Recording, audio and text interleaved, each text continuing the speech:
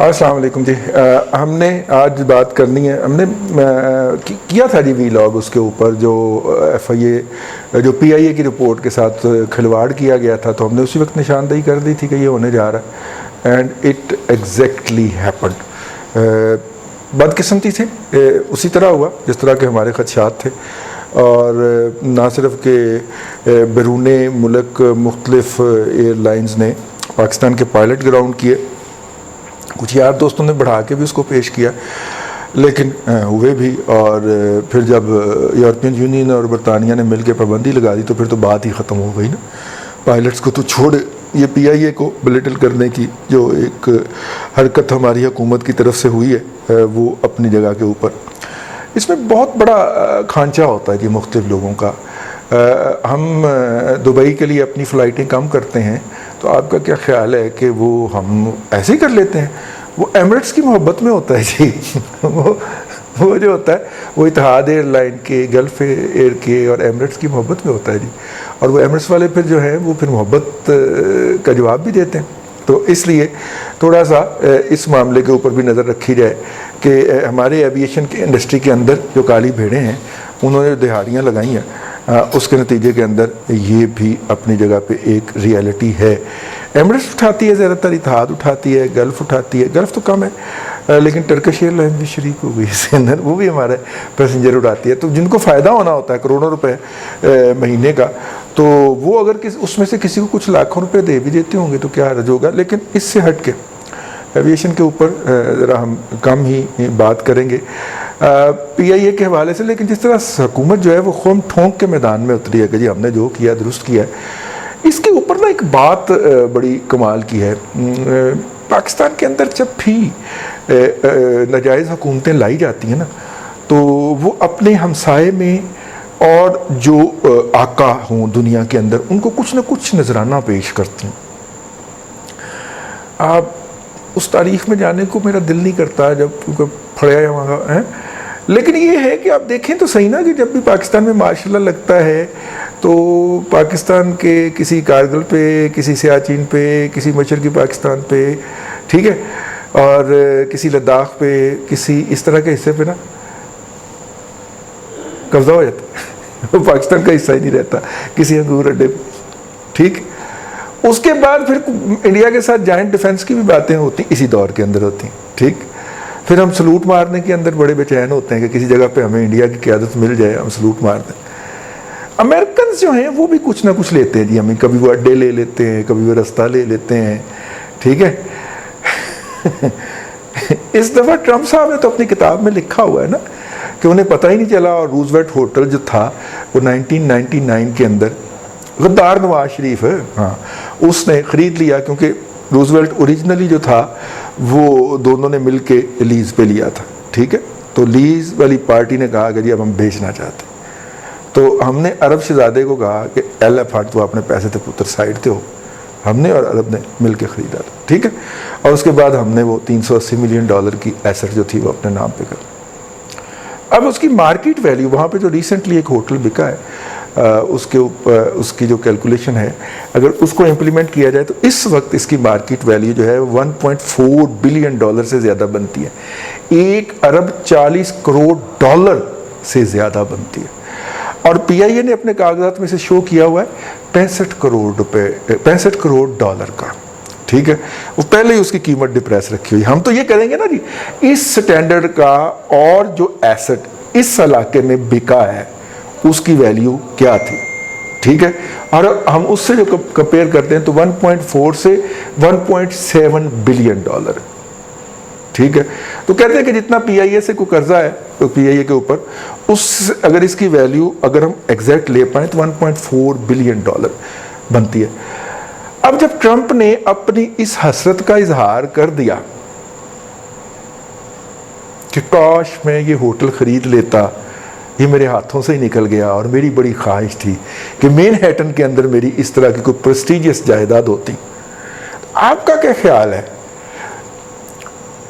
जो कश्मीर सरेंडर कर सकता है, जो करतारपुर पेश कर सकता है, वो रूजवेल्ट होटल नहीं पेश कर सकता ट्रंप को? जरा दिमाग में सोचिए ना, क्योंकि मुझे जस्टिफाई करो, मुझे रिकॉग्नाइज करो ना, वरना तो आरटीएस वाला ही है ना इलेक्शन, ठीक है ना। एक स्टेटमेंट की मार है ना दफ्तर खान उनके स्टेट डिपार्टमेंट की, या ट्रंप साहब के एक स्टेटमेंट की मार है ना आरटीएस का इलेक्शन, तो ठीक है ना। तो मुझे तस्लीम करो या हमें तस्लीम करो या हमें रिकॉग्नाइज रखो, तो मांगो क्या मांगते हो। तो उसने रूजवेल्ट पे हाथ रख दिया, क्या क्या पता हमें, मतलब हम तो ऐसे एक उसमें से प्रपोजिशन ड्रॉ कर रहे हैं, क्योंकि जिस तरह से ट्रंप साहब ने लिखा है अपनी किताब के अंदर, उससे तो बड़ी हसरत का इजहार होता है। और आपको पता है कि जिस तरह वो अरबियों से सरकारी तौर पे भी और गैर सरकारी तौर पे भी डॉलर खींच रहा है, उसने तो अरबों की चीखें निकलवा दी हैं ना, अरबे जो फुकरे होने के करीब कर दिए उसने। जिस तरह वो अंडर द टेबल लेता है, और जो कि जॉन बोल्टन ने अपनी किताब में लिख भी दिया ठीक है, अंडर द टेबल वो पहले पकड़ लेता है, असले का जो आर्डर है वो 2 साल के बाद मिलेगा हमारी कंपनियों को। मतलब रूजवेल्ट होटल भी किसी ने कहा हो कि इसको पेश कर दो, हमारे कौन से बाप के पल्ले से जाना है? कोई हो सकता है ना इसके ऊपर बात करते हुए। मैं सिर्फ एक खदशे का या आपको एक सोचने की दावत दे रहा हूँ विद हिस्टोरिकल पर्सपेक्टिव। तो ये अपनी जगह पे एक रियलिटी है, और इस दौर में ज़ाहिर है कि हुकूमत तुली हुई है इसके ऊपर, क्योंकि फाइनेंशियल एडवाइज़र उन्होंने अपॉइंट कर दिया। और फाइनेंशियल एडवाइज़र जो होता है वो अगर कोई ग्लोबल लेवल का रिकग्नाइज्ड नाम नहीं है, जैसे हमने पीटीसीएल की प्राइवेटाइजेशन में किया था अगर आपको याद हो, तो फिर वो मामे फूफी का पुता ही होता है, ठीक है ना। यहाँ पे किसने क्या बिगाड़ लिया, वो जो मिर्ज़ा साहब हैं एहतसाब वाले मशीर है, उन्होंने अपनी फूफी का पुत्र बरतानिया में रख के उससे जसूसी करवाई ना जज साहब की या नवाज शरीफ साहब की, ठीक है, और उसको अदायगी भी की 65 करोड़ मेरा ख्याल रुपए की, ठीक है। तो किसी ने क्या बिगाड़ लिया उसका, दोबारा कभी नाम आने दिया गया मीडिया, मेन स्ट्रीम मीडिया के ऊपर नहीं ना। तो इसी तरह को फाइनेंशियल एडवाइजर हो जाएगा। ये मार्केट नहीं है बेचने की, और फाइनेंशियल एडवाइजर का मतलब होता है कि अभी बिकने भी नहीं लगा। फाइनेंशियल एडवाइजर एक लंबी चौड़ी रिपोर्ट उसकी तैयार करेगा, रिपोर्ट तैयार करके वो फिर कैबिनेट की कमेटी ऑन प्राइवेटाइजेशन में आएगी, फिर वो बैठ के उसका जायज़ा लेंगे, फिर दोबारा फिर उसके बारे में फैसला होगा कि इसको ओपन बिडिंग में जाना है या किसी पार्टी को प्राइवेटली निगोशिएट करना है, और वो सारा प्रोसेस जो है वो उसको जाहिर भी किया जाएगा। तो ये तो एक जगह पे हो गया। लेकिन जिस तरह जो है वो सरवर खान साहब जो हैं या गुलाम सरवर खान जो भी साहब हैं, उन्होंने हथियार डाले हैं और दौड़ के अपनी बिल के ऊपर, जिस तरह वो चूहा नहीं छुपता इस तरह छुप गए हैं, और जाती दफ़ा मीडिया के दोस्तों को ये बता गए कि ये मेरा बयान नहीं था। और फिर इमरान खान साहब ने सामने आके उसको डिफेंड जिस तरह करना शुरू किया है, तो इसका मतलब है कि ये सरवर खान के लेवल की बात नहीं थी, ये उससे ऊपर की बात थी। उसको कहा गया था कि ये बात करो, और खिताब करने के लिए आने से पहले जो मुज़ाकरात हुए थे, कमेटी बैठी थी, उनको एडवाइज़ किया था, उसमें ये भी आपने सुन लिया होगा कि लड़ाई भी हुई थी, तलखी भी हुई थी, और बात ख़त्म किए बगैर ही वो खान साहब उठ के वहाँ से पार्लियामेंट हाउस में चले गए थे। तो बहुत सारी चीज़ें जो हैं वो इसके पीछे कार फरमा हैं।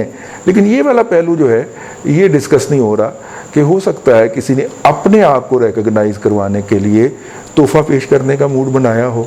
तो ये सारी जिस तरह तमाम चीज़ें बुलडोज करके इसको ले जाया जा रहा है बेचने की तरफ, तो ऐन मुमकिन है कि किसी को खुश करना और किसी को ब्राइब करना ताकि वो मुझे रिकग्नाइज़ करे, ये मतलूब हो।